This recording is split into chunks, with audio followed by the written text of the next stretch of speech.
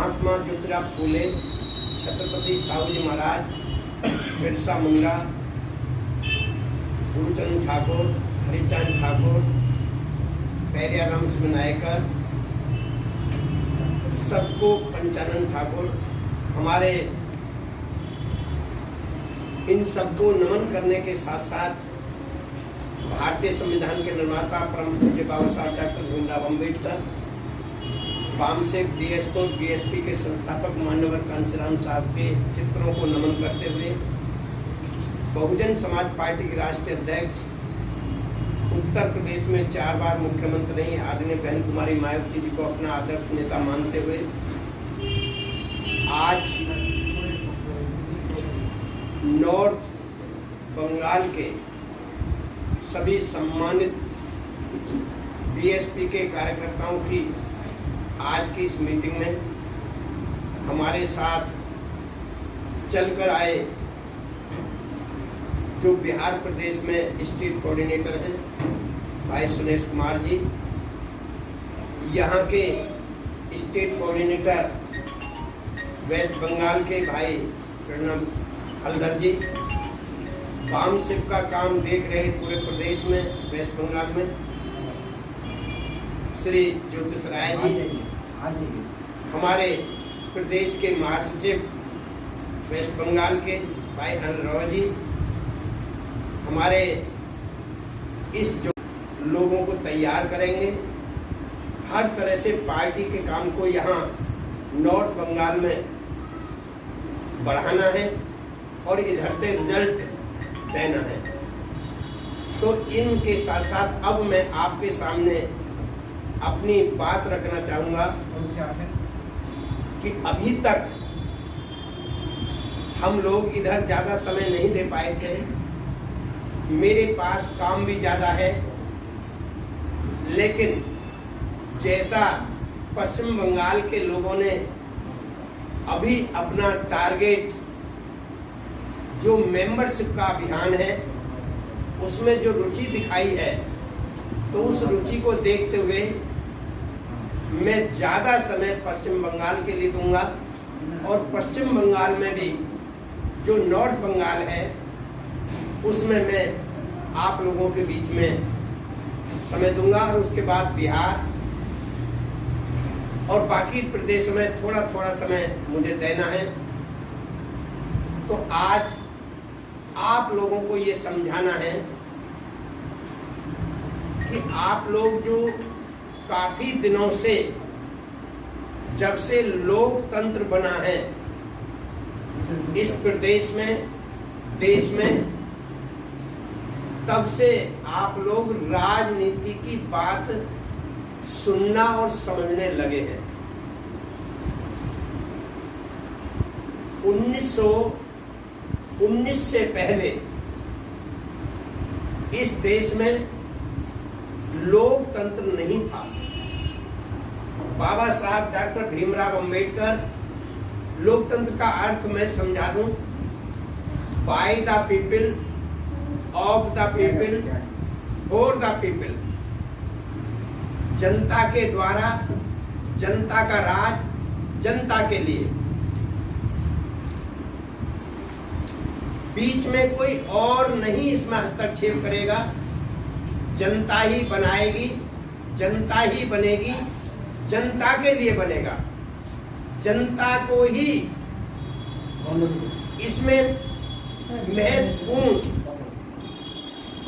स्थान दिया गया है। पब्लिक को ही लोकतंत्र में महत्व दिया गया है। और ये क्यों दिया गया था?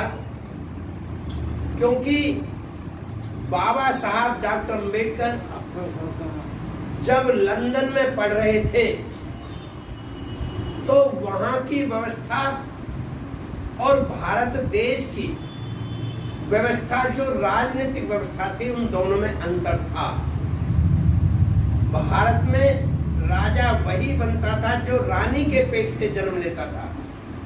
राजा का बेटा ही राजा हुआ करता था, कोई दूसरा नहीं बन सकता था, चाहे वो अंधा हो धृतराष्ट्र की तरह, लंगड़ा हो पृथ्वीराज की तरह, नाबालिग हो उदय सिंह की तरह, चाहे बाबर का बेटा हुमायूं हो, चाहे हुमायूं का बेटा अकबर हो, चाहे अकबर का बेटा जहांगीर हो, चाहे जहांगीर का बेटा शाहजहां हो, चाहे शराबी हो, चाहे बेईमान हो, झूठा हो, पर राज मुकुट तो उसी के सिर पर रखा जाता था।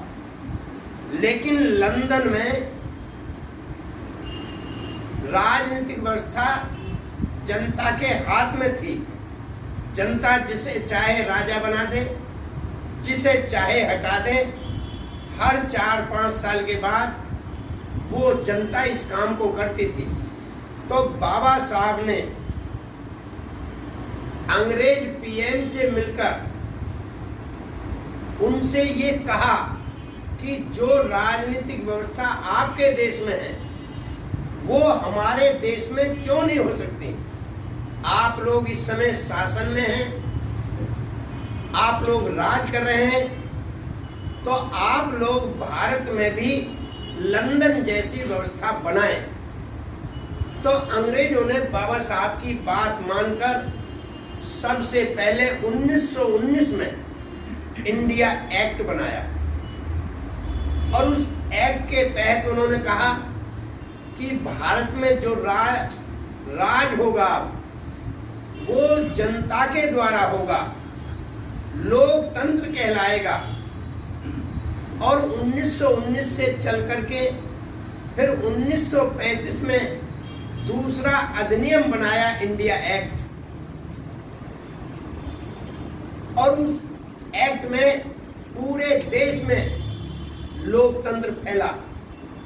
और उसी के तहत बाबा साहब डॉक्टर अम्बेडकर ने संविधान में पूरे देश में लोकतंत्र की स्थापना की।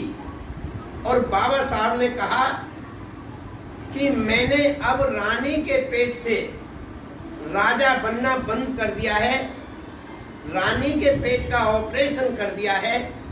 अब राजा रानी के पेट से पैदा नहीं होगा, अब राजा बैलेट बॉक्स के पेट से पैदा होगा। जिस डिब्बे में जनता वोट डालेगी उस डिब्बे में से राजा पैदा होगा। और राजा एक नहीं, पहले तो एक ही पैदा होता था, अब इस देश में करोड़ों लोग राजा बनेंगे। हर गांव में राजा होगा, हर मोहल्ले में राजा होगा, हर नगर में राजा होगा, हर महानगर में राजा होगा, हर ब्लॉक में राजा होगा, हर जिले में राजा होगा। बैठे रहो भाई, आप बैठो।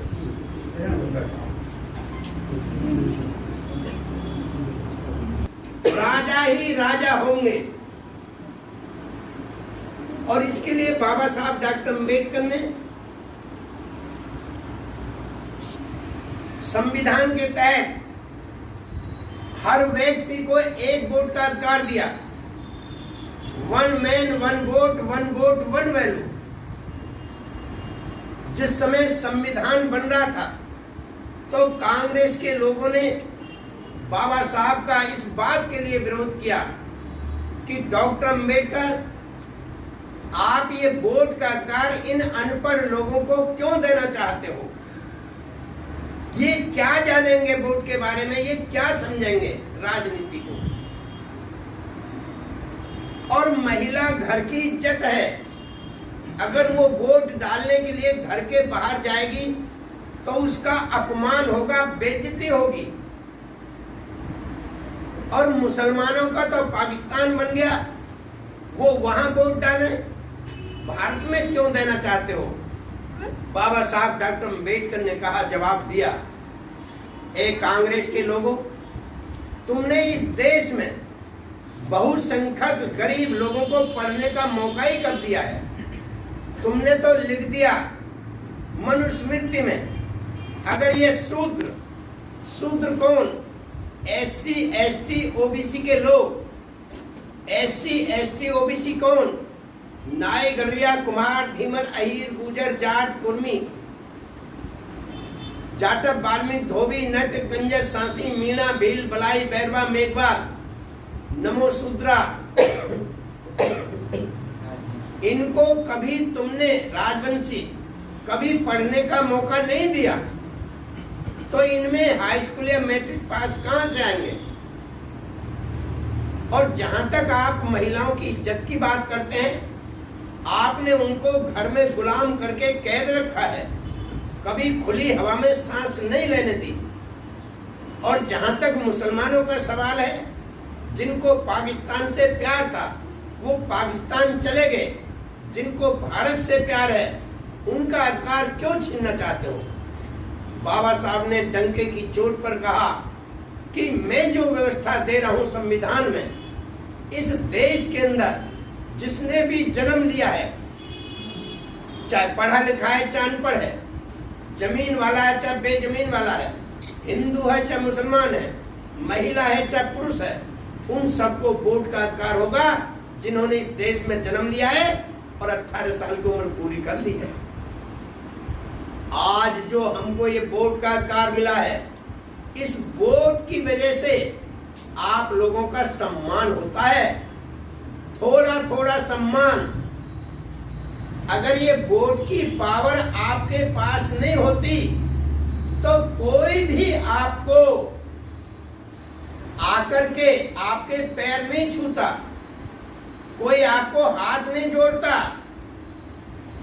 चाहे वो फटे हाल है चाहे गरीब है, सबके सामने ये पूंजीपति जा जाकर आप लोगों को वोट के टाइम पर जब 5 साल में इलेक्शन आता है तो ये सब लोग तुम्हारी इज्जत करते हैं। किस वजह से?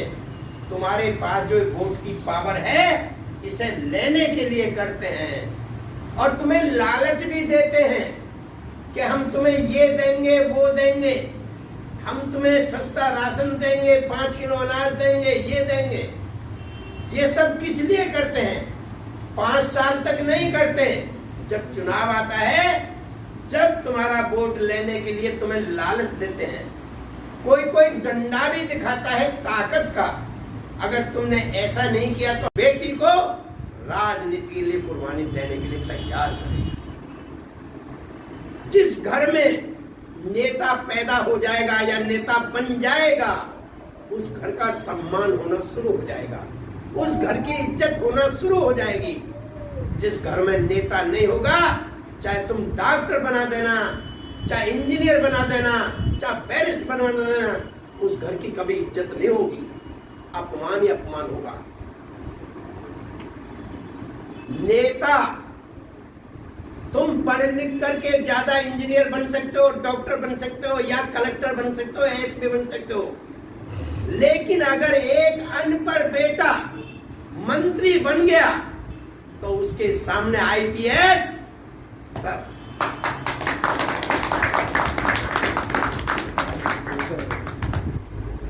मैं मना नहीं करता, खूब पढ़ाओ, लेकिन घर में एक बेटे को या एक बेटी को नेता जरूर बनाओ। जिस घर में नेता बन जाएगा, उस घर की तरफ कोई आंख उठाकर नहीं देख पाएगा।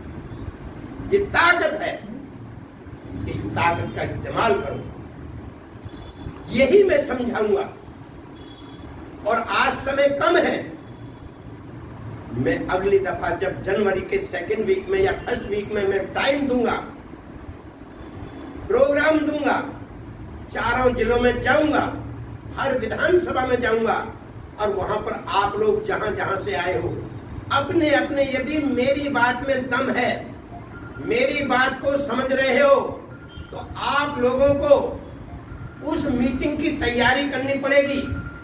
उस मीटिंग के लिए आप लोग जी जान से लगेंगे और चारों तरफ से लोगों को इकट्ठा करके मेरी बातों को सुनवाओगे।